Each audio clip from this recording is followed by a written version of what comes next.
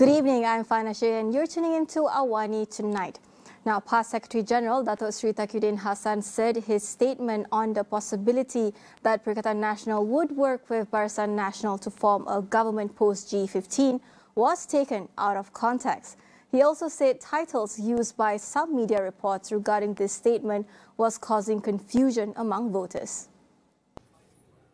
He earlier reiterated that PAS's stance was for the PN coalition to join with BN to form a government if it does not win a simple majority of 112 seats.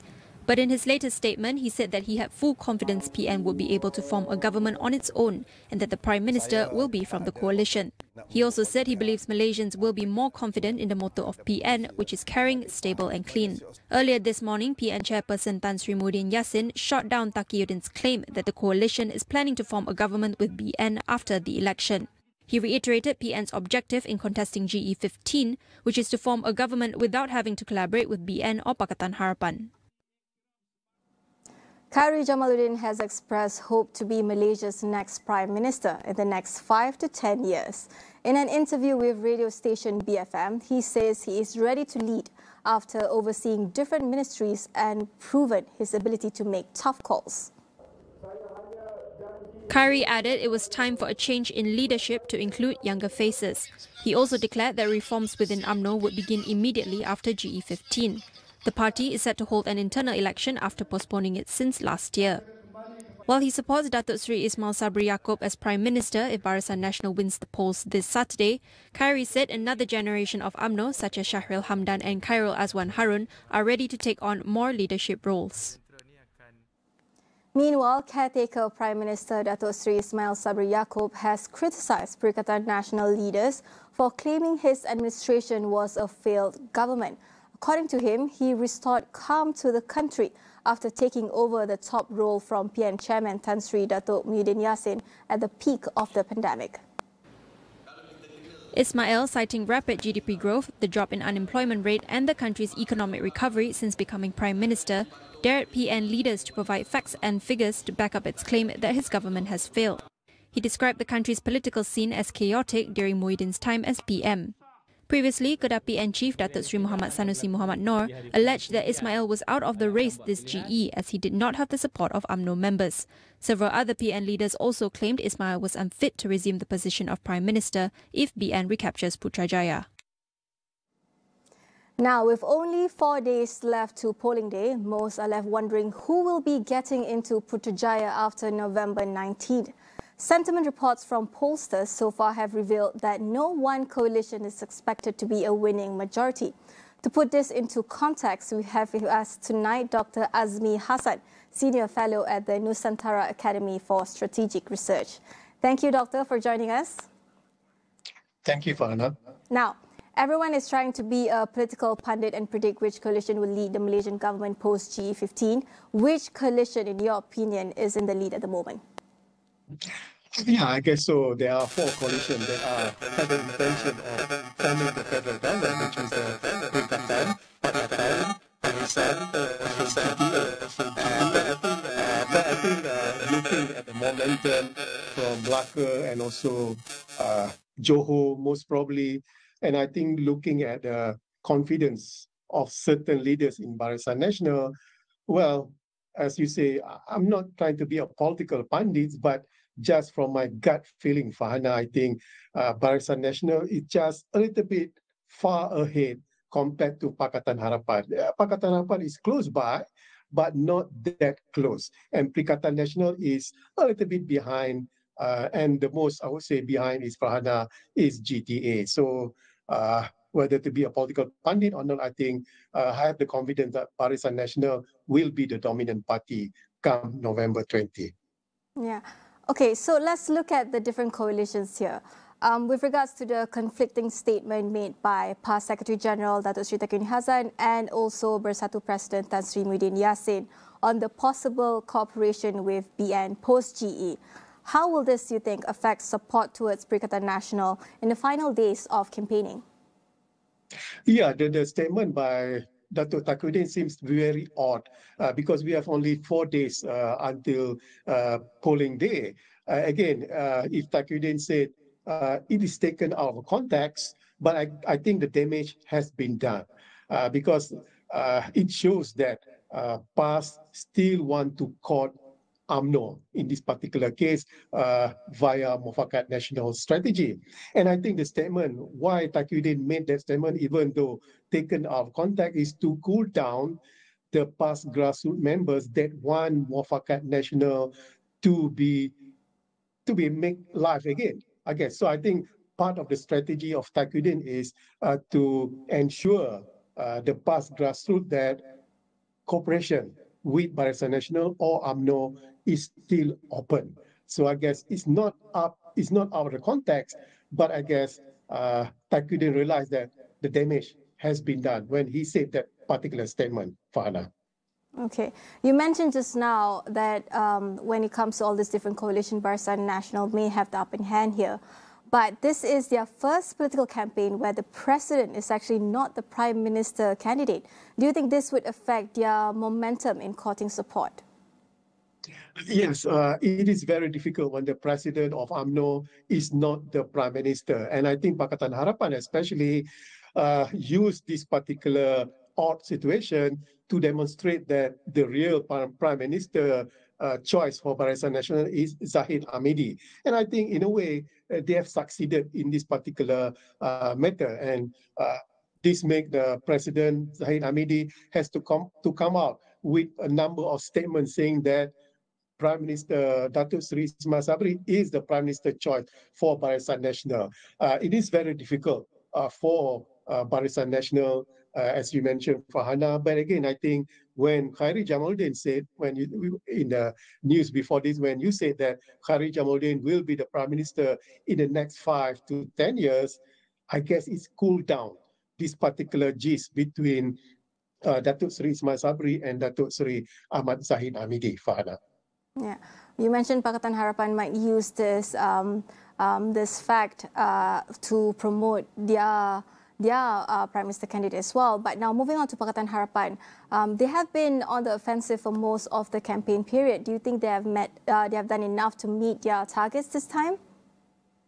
Yeah, I think they have done enough.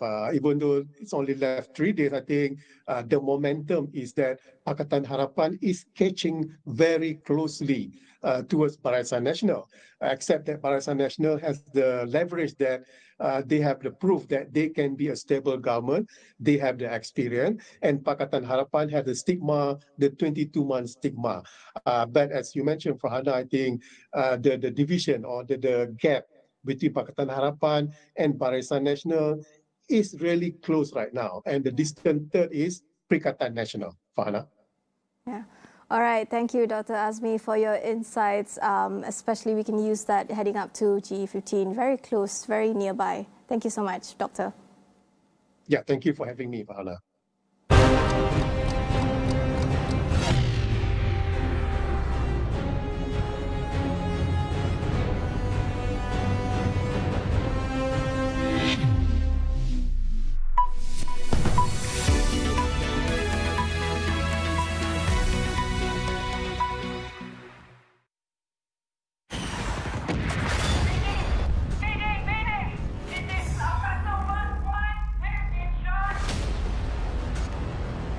Kita bersedia dengan segala kemungkinan. Bawa mereka balik. Sebelum mati menjemput, kita berjanji untuk berjuang. Air Force The Movie, selagi bernyawa. Teruskan berjuang! Selagi bernyawa! Sewa dan stream on demand atau sila ke saluran 480. If it is business strategies and leadership insights that you want, catch me, Cynthia Ng, as I talk to experts from the industry every Saturday at 10:30 p.m. right here on channel 501. Also available on all of Astro AWANI's digital platforms.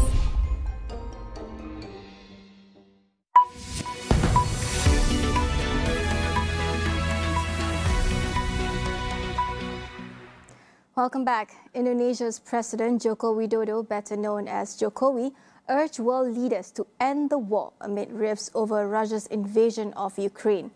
He made the comments during the opening of the G20 Leaders Summit, which kicks off in the island of Bali today. We have no other option paradigm of collaboration is badly needed to save the world. If the war does not end, it will be difficult for the world to move forward.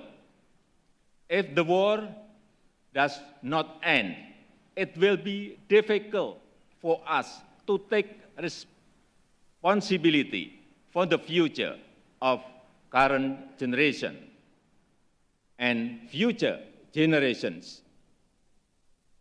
We should not divide the world into parts.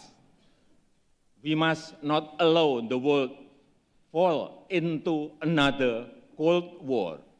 The theme for this year is Recover Together, Recover Stronger, as countries across the globe look to bounce back from disruptions caused by the COVID-19 pandemic.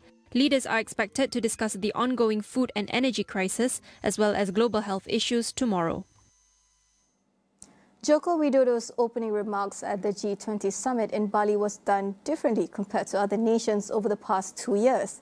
CEO of Policy and Economic Affairs Centre of Malaysia, PEACE, Dr. Zokri Idris, lauded the Indonesian president mainly for showing leadership of reconciliation in a time of conflict. For the past 2 years, we've seen countries blaming and naming each others and individuals, but the speech by the president of Indonesia started off with a very clear message without being naming people, individuals, or country. So I think it's about the politics of reconciliation, getting the message across without actually putting the blaming game to other leaders. So I think that was very good. And I think the second thing is how he started off the meeting that the country should be results-oriented. This is not like a talking shop like any other forums or any other summits, but this is where that we do not have any options but to only succeed, and the success is been translated by having goals and objectives being achieved.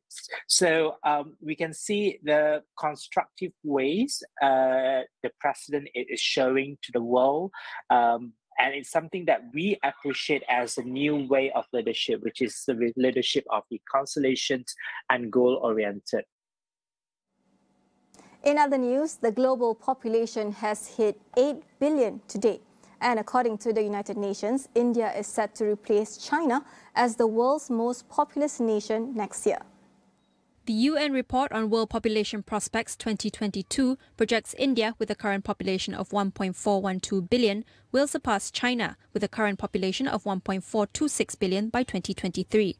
The UN called the 8 billion mark a historic milestone for humanity, noting that the unprecedented growth is due to the gradual increase in human lifespan, owing to improvements in public health, nutrition, personal hygiene and medicine. But it also noted that the global population growth fell below 1% in 2020 for the first time since 1950. It said 1 billion people had been added to the global population in just 12 years. It projected that it could take 15 years to add another billion. Interestingly, the next billion people are expected to come from only 8 countries: Congo, Egypt, Ethiopia, India, Nigeria, Pakistan, the Philippines and Tanzania. Before we leave you tonight, we want to hear your thoughts on G15. Here is the question of the day. We would like to know, among these 3 hot seats, which one is a seat you will be focused on? Share with us your answers. All you have to do is scan the QR code on the screen. The results of these questionnaires will be revealed daily. My name is Fana Sheh. Thank you for watching.